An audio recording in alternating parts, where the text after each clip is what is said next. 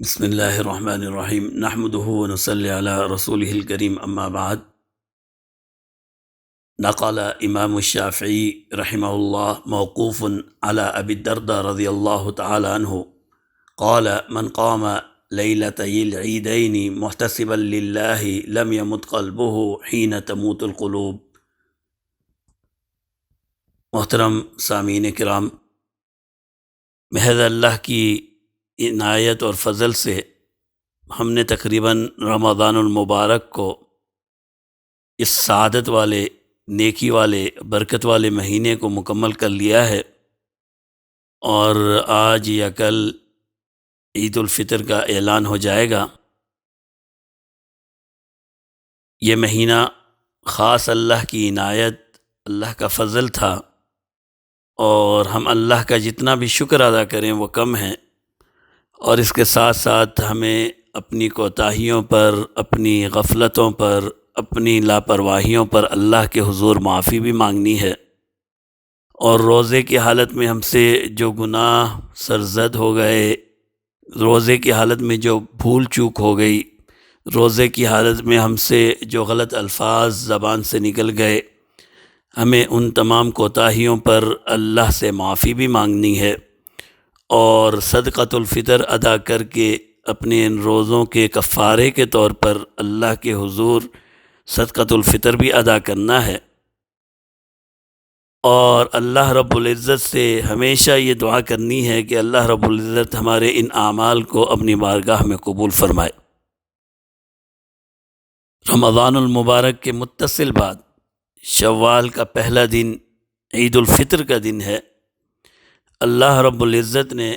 مسلمانوں کو دو عید کے دن عطا فرمائے، ایک یہ شوال کا پہلا عید الفطر کا دن، اور دوسرا 10 ذی الحجہ کو عید الاضحیٰ کا دن۔ یہ دونوں خوشی کے دن ہیں، لیکن مسلمان کی، ایک صاحب ایمان کی سب سے بڑی خوشی یہ ہے کہ اس کا رب اس سے راضی ہو،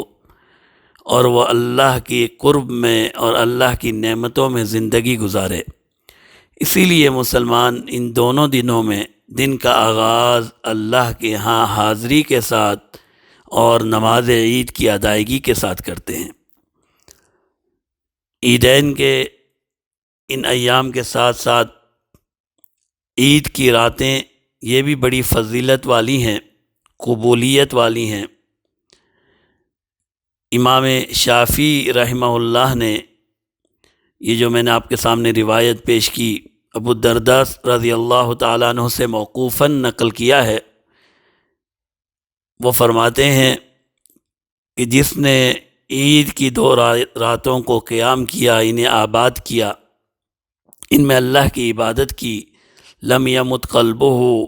اس کا دل نہیں مرے گا، یوم تموت القلوب، اس دن جب سارے دل مر جائیں گے۔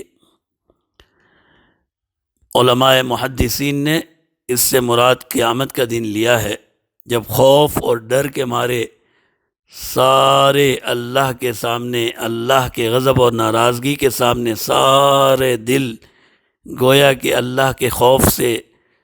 مر جائیں گے، اللہ اس شخص کے دل میں اطمینان اور سکون عطا فرمائیں گے۔ اسی طرح بعض محدثین نے فرمایا یوم تموت القلوب سے مراد یہ ہے وہ دل جو اللہ کے ذکر سے خالی ہوں، کیونکہ جناب نبی کریم صلی اللہ علیہ وسلم نے ایک حدیث میں مثال دی، فرمایا اللہ کا ذکر کرنے والا اور اللہ کے ذکر نہ کرنے والے انسان کی مثال زندہ اور مردہ کی طرح ہے۔ تو گویا کہ ذکر کے ساتھ زندگی آباد ہوتی ہے، اور اللہ کے ذکر کو چھوڑ اور غافل ہونے کے ساتھ زندگی تباہ اور برباد ہو جاتی ہے۔ یوم تموت القلوب سے مراد وہ علماء فرماتے ہیں یہ ہے کہ اللہ اسے اپنے ذکر کے ساتھ اور عبادت کے ساتھ جوڑے رکھیں گے، اور اس کا دل کبھی بھی غافل اور مردہ نہیں ہوگا۔ یہ رات عبادت کی رات ہے، یہ رات اللہ کی رضا، اللہ کو راضی، اللہ کی خوشنودی کی رات ہے،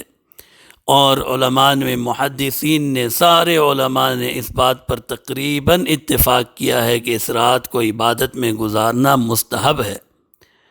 یہ ضرور ہے کہ اس رات کی کوئی خاص عبادت نہیں، نہ کوئی اجتماعی عبادت ہے، لیکن ہر شخص اپنے اپنے طور پر انفرادی طور پر اس رات کو اللہ کی اطاعت اور فرما برداری میں گزارے۔ علماء احناف رحمہ اللہ فرماتے ہیں سب سے کم درجہ اس احیاء کا، اس رات کو آباد کرنے کا یہ ہے کہ اس رات کی نمازیں اور صبح عید کے دن صبح فجر کی نماز باجماعت ادا کرنا، نماز کی پابندی کرنا گویا کہ اس رات کو آباد کرنے کی مترادف ہے۔ یہ کم سے کم درجہ ہے، اور پھر اللہ نے جسے جتنی توفیق دی وہ اس رات میں ذکر کرے، تسبیحات پڑھے، قرآن کریم کی تلاوت کرے، ذکر اذکار کرے، جناب نبی کریم صلی اللہ علیہ وسلم کے حضور درود و سلام کا تحفہ پیش کرے، اور جتنا بھی ہو سکتا ہے اس رات کو تکبیرات سے آباد کرے۔ وہ تکبیر جو ہم نے صبح نماز عید پر جاتے وقت بآواز بلند پڑھنی ہے، اس تکبیر سے اس رات کو بھی آباد کرے۔ لیکن محترم سامعین، ہماری بہت بڑی یہ بدقسمتی سمجھ لیجئے کہ ہمارے بہت بڑا حصہ ہماری آبادی کا، خصوصاً نوجوان، اس رات میں جس رات کو جس طرح اللہ کی غفلت میں، اللہ کی یاد سے دوری میں گزارتے ہیں، کسی اور رات کی ایسی ناقدری ہم نہیں کرتے۔ یہ رات ہم نے شاپنگ کے لیے مخصوص کر دی ہے۔ یہ رات چاند رات جس کا نام ہم نے دیا ہے، اس چاند رات کو ہم نے بازاروں کے لیے مخصوص کر دیا ہے، شاپنگ کے لیے، لہو و لعب کے لیے، گانے اور بجانے کے لیے، اور ہر قسم کی مستی کے لیے، اور بیہودہ مذاق کے لیے، اور اسے ہم سمجھتے ہیں کہ یہ خوشی کا موقع ہے، اور ہماری خوشی اس وقت تک پوری نہیں ہوتی جب تک نعوذ باللہ ہم اللہ کی نافرمانی کے عمل نہ کر لیں۔ آج ہم اس رات کو تباہ کیے ہوئے ہیں۔ آج ہمارے نوجوان اس رات کو بازاروں میں اور پھر اللہ کی نافرمانی میں گزارتے ہیں۔ اجنبیوں کی اور خواتین کی طرف دیکھنا، انہیں تنگ کرنا، یہ ایک بڑا مسئلہ ہے چاند رات کا، کہ خواتین کو بازاروں میں تنگ کیا جاتا ہے، اور یہ تنگ کرنے والے نوجوان کوئی اور نہیں، ہمارے ہی مسلمان بھائی بہن ہوتے ہیں،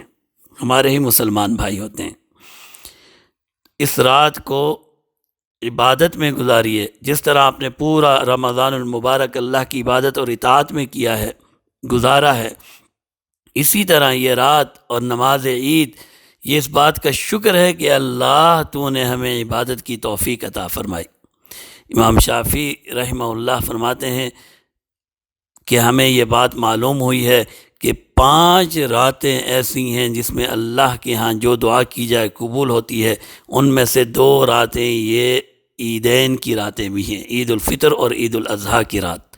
تو یہ دعاؤں کی قبولیت کی رات ہے، یہ اللہ کے ہاں اللہ کی رضا حاصل کرنے، اللہ کی خوشنودی حاصل کرنے کی رات ہے۔ یہ رات عبادت کے ساتھ گزارنے کی رات ہے۔ جہاں ہم نے 29 یا 30 دن اللہ کی عبادت میں گزارے، وہاں یہ رات بھی اللہ کی اطاعت اور فرما برداری میں گزاریے، اور نماز عید پڑھیے، اور اللہ سے اپنی زندگی کا سب سے بڑا تحفہ لے کر گھروں کو لوٹیے۔ اور وہ تحفہ کیا ہے؟ گناہوں کا بخش دینا۔ اللہ قسم کھا کر ارشاد فرماتے ہیں وعزتی وجلالی وکرمی وعلو شانی وعلوی، فرماتے ہیں مجھے میری عزت کی قسم، میری جلالت شان کی قسم، میرے کرم اور احسان کی قسم،